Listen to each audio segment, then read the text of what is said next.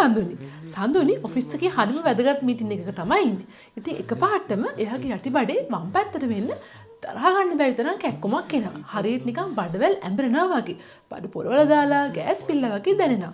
ඉතින් මීටින් එක ඇස්සේ වොෂ්රූම් යන්නත් බෑනේ. ඉවසන්නත් බෑ. ඉතින් කොහොම හරි අමාරුවෙන් වොෂ්රූම් ගියාට පස්සේ කැක්කම ටිකක් අඩු වෙලා යනවා.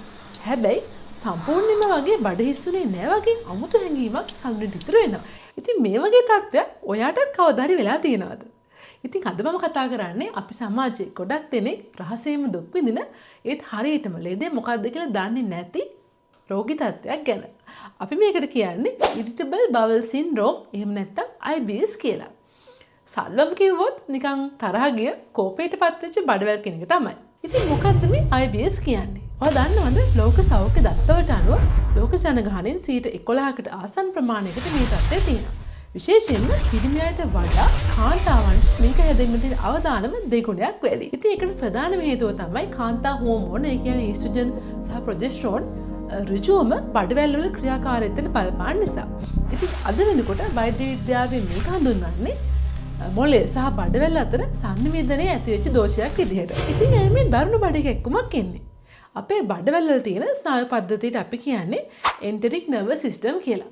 ඉතින් IBS තියෙන අයගේ මේ ස්නායු අසාමාන්‍ය විදිහට සංවේදී වෙලා තමයි තියෙන්නේ. ඉතින් සාමාන්‍ය කෙනෙක්ගේ බඩට ගෑස් ටිකක් පිරුණාම ඒක සාමාන්‍ය විදිහට දැනුණත් මේ ස්නායු සංවේදීතාවය ඇති අයගේ මොළයට මේ සිග්නල් එක යන්නේ දරා ගන්න බැරි වේදනාවක් විදිහට. ඉතින් බඩ අමාරු එකේ ඩයරියා සහ මලබද්ධය ඇති වෙන්නේ නැහැ. ඉතින් ඔයා දන්නවද අපේ ඇඟේ සතුට ඇති කරන සෙරටොනින් කියන හෝමෝනේ 95%ක්ම හදන්නේ අපේ බඩවැල් ඇතුලේ කියලා. ඔව්. සමහර අයට මේ හෝමෝන් එක සහ ස්නායු වල බලපෑම නිසා මේ බඩවැල් වල චලනය නැත්තම් තරංගාකාර චලනය සාමාන්‍ය ප්‍රමාණයට වඩා ගොඩක් වේගවත් වෙනවා. ඉතින් එතකොට කෑම වල තියෙන වතුර ඇඟට උරා ගන්න වෙලාවක් නැති නිසා දියර විදිහට නිතරම টয়ලට් යන්න වෙනවා. අනෙක් අතට මේ චලනය ගොඩක් ස්ලෝ වුණොත් කෑම වල තියෙන වතුර ඔක්කොම උරාගෙන මලපහ ගල් වෙලා හරියට නිකන් එළුබිටි වගේ ඝන වෙන්න පුළුවන්. ඉතින් ඒක තමයි මලබද්ධය ඇති වෙන්න හේතුව. එතකොට බඩ පොරවල දාලා ගෑස් ඇති වෙන්නේ ඇයි? ඉතින් පරීක්ෂණ වලින් හොයාගෙන තියෙනවා IBS තියෙන අයගේ බඩවැල් වල ඉන්න හිතකර බැක්ටීරියා වල සමතුලිතතාවය බිඳ වැටලා තියෙනවා කියලා. ඉතින් ඒ නිසා අපි කන කෑම මේ බැක්ටීරියා මගින් පැසවීමට ලක් කරලා විශාල වශයෙන් හයිඩ්‍රජන් සහ මීතේන් වගේ වායුවක් නිපද වෙනවා. ඉතින් බඩ පිම්බෙන යන්නේ ඒ නිසා. ඉතින් බඩ අමාරුවක් ආවම සාමාන්‍යයෙන් සමහර කට්ටිය බය වෙනවානේ අනේ මට බඩවැල් වල පිළිකාවක් වද්ද කියලා. ඉතින් මතක තියාගන්න IBS කියන්නේ පිළිකාවක් නෙමෙයි. හැබැයි මම මේ දැන් කියන රෙඩ් ෆ්ලැග්ස් එහෙම නැත්නම් අනුතුරු ඇඟවීමේ ලක්ෂණ ඔයාට තියෙනවා නම් ඕක ගෑස්ට්‍රික් වෙන්න ඇති කියලා ගෙදරට වෙලා ඉන්න එපා. ඒක බඩවැල් ආශ්‍රිත පිළිකා තත්ත්වයක් හරි වෙනත් බරපතල රෝගයක ලක්ෂණයක් වෙන්න පුළුවන්. පළවෙනි එක තමයි මල පහ එක්ක ලේ පිට වෙන එක. දෙවෙනි එක තමයි කිසිම පැහැදිලි හේතුවක් නැතුව එක පාටම ඇඟේ බර අඩු වෙන එක.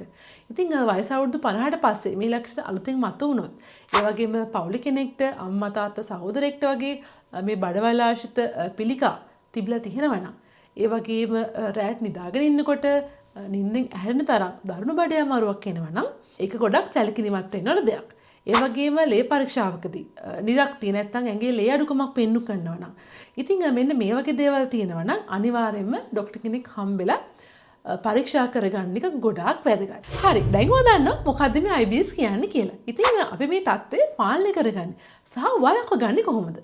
පළවෙනි සහ වැදගත්ම දේ තමයි ඔයගේ කෑම කන රටාව නිවැරදි කරගන්න ඕනේ. කෑම වේල් මග අරින්න එපා. ඒ වගේම එකපාරටම ලොකු කෑම වේලක් කනවට වඩා පොඩි පොඩි කෑම වේල් කීපයක් ගන්න. ඒ වගේම කෑම ගිලින් නැතුව හොඳට හපන එක අනිවාර්යයි. මොකද කෑම දිරවීම පටන් ගන්නෙ ඔයාගේ කටින්. ඉතින් සීමා කරන්න ඕන දේවල් කීපයක් තියෙනවා. කෝපි, මත්පැන්, කෘත්‍රිම රසකාරක දාපු කෑම සහ අධික සැර තෙල් කෑම වලින් මේක වැඩි වෙන්න පුළුවන්. ඒක පුළුවන් තරම් සීමා කරන්න. ඒ වගේම විශේෂ දෙයක් තියෙනවා. low FODMAP diet.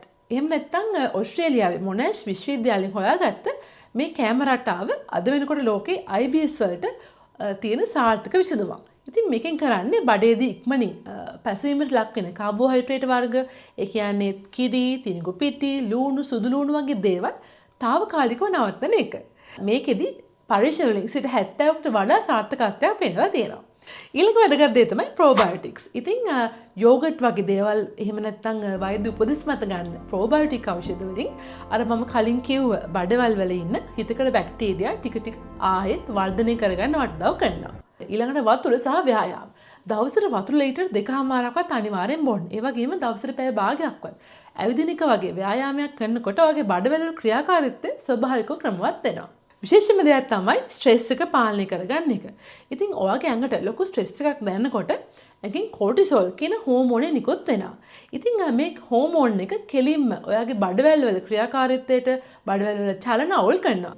ඒ නිසා යෝගා, භාවනාව එහෙම නැත්නම් විනෝදාංශයක් වගේ දෙයක් මගින් ඔයාගේ මනස සැහැල්ලු කරලා තියාගන්න එක ගොඩාක් වැදගත්. IBS කියන්නේ හැමදාම දුක් විඳින්න ඕන ලෙඩක් නෙමෙයි. හරියට රෝගේ තේරුම් ගන්න කැමරාටාව වෙනස් කරලා අවශ්‍ය නම් වෛද්‍ය ප්‍රතිකාර ගත්තොත් කිසිම බාධාවක් නැතුව ඔයාට ඔයාගේ ජීවිතේ සාමාන්‍ය විදිහට ගත කරන්න පුළුවන්. ඉතින් මේ වගේ දෙයකින් දුක් විඳින ඔයාගේ යාළුවොත් එක්ක මේ වීඩියෝ එක ෂෙයා කරගන්න වගේම ඔයාගේ දසත් කමෙන්ට් එකක් දාගෙන යන්න අමතක කරන්න එපා.